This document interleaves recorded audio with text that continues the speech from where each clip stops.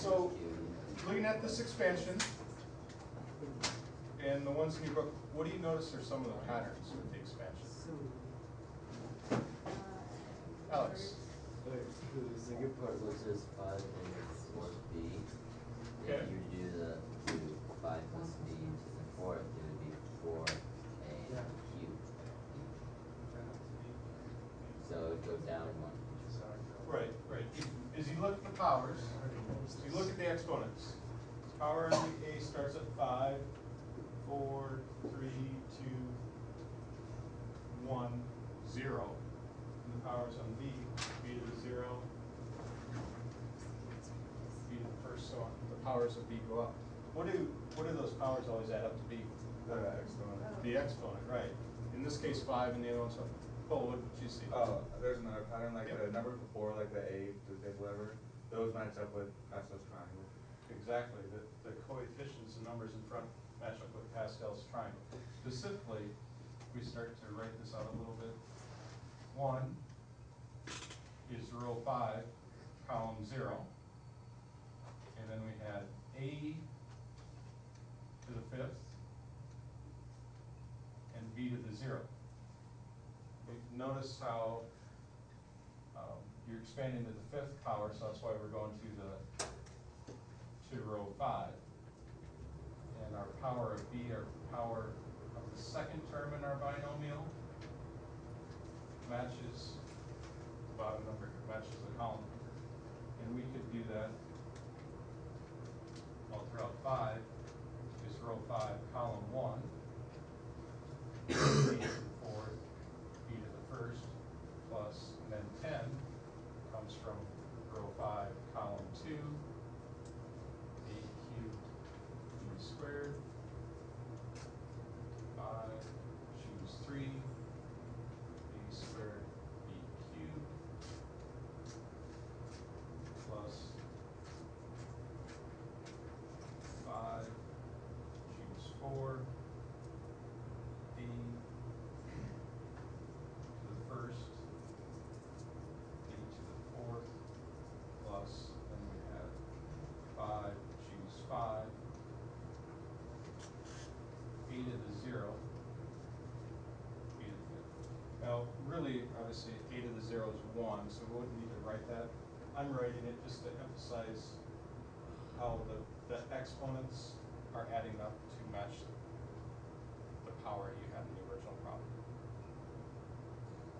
So the whole goal with this is to take this pattern and then apply it. So we would have to take and do A plus B to the 5th by doing A plus B times A plus B times A plus B, so on, like you did in the start of the investigation. Because at the start, we wrote it out and expanded it and distributed one, and then the next one, and so on.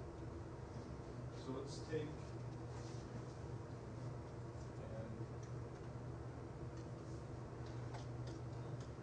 we're going to expand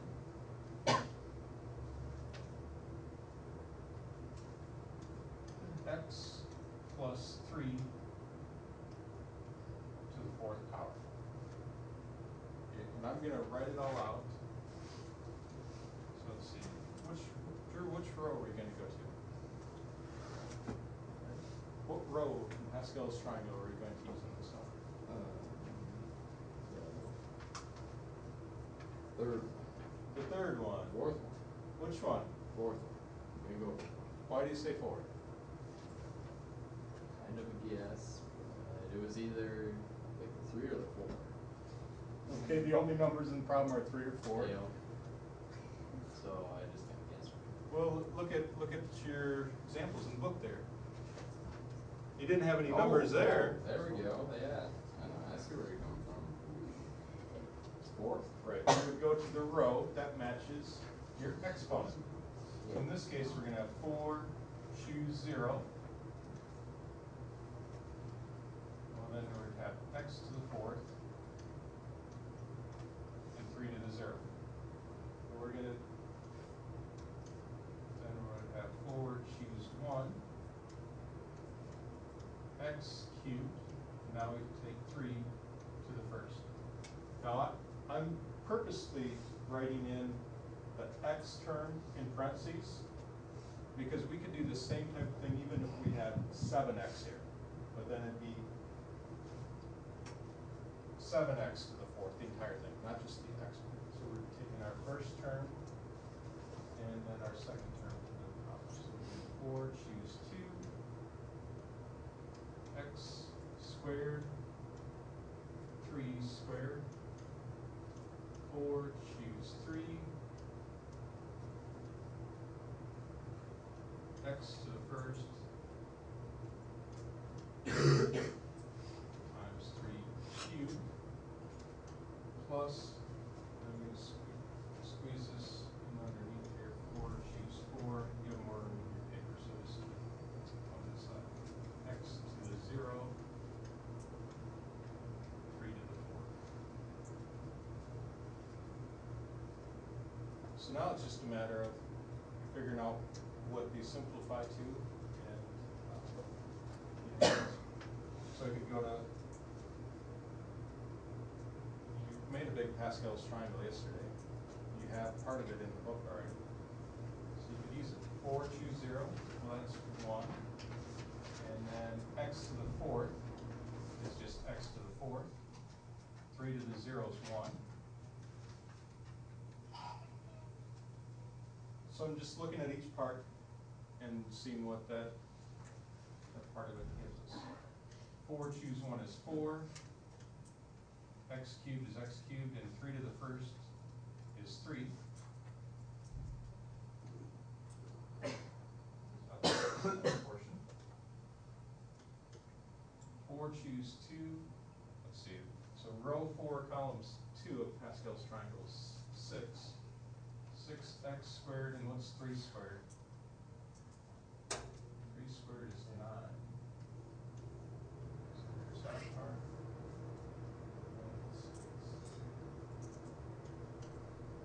4, choose 3 is 4. X to the first. 3 cubed is 27. And then we have 4, choose 4. X to the 0. And 3 to the fourth. So we have 1 times 1 times 81. Okay. Now it's just a matter of simplifying, multiplying. So I'm looking at this first term. Last time I checked, 1 times x to the fourth times 1 was just 1x to the fourth, or x to the fourth. What's 4 times x cubed times 3? 12x cubed. So we have 12x cubed.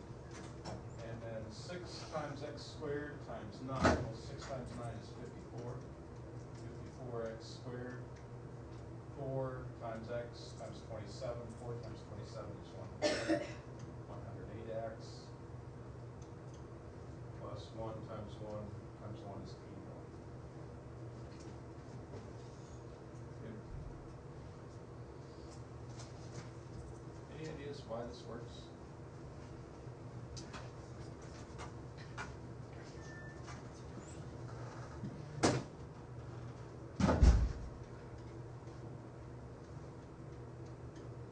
So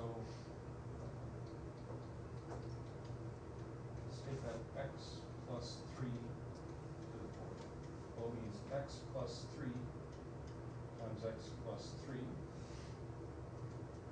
times x plus 3 times x plus 3. When we're expanding this, we end up selecting either the x or the 3. So we select either the x or 3 from the first parentheses, the x or 3 from the second parentheses, the x or 3 from the third parentheses, and the x or 3 from the fourth parentheses when we're multiplying. And then we'd find all the possibilities we could do that. So when we're doing here, this, let's just look at the 4, choose 0 part, x to the fourth, 3 to the 0. How many, out of how many parentheses did we select the x to get x to the fourth? All of them. Okay, so that's why we have the 3 to the 0. So we selected x from all four parentheses.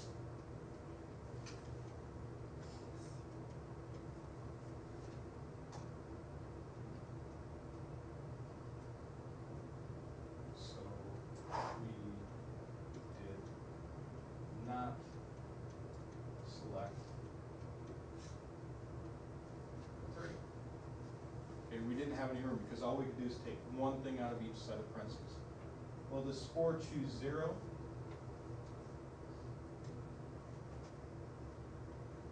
That counts the number of ways we could do that. Counts number of ways to select 0 threes out of the 4 parentheses.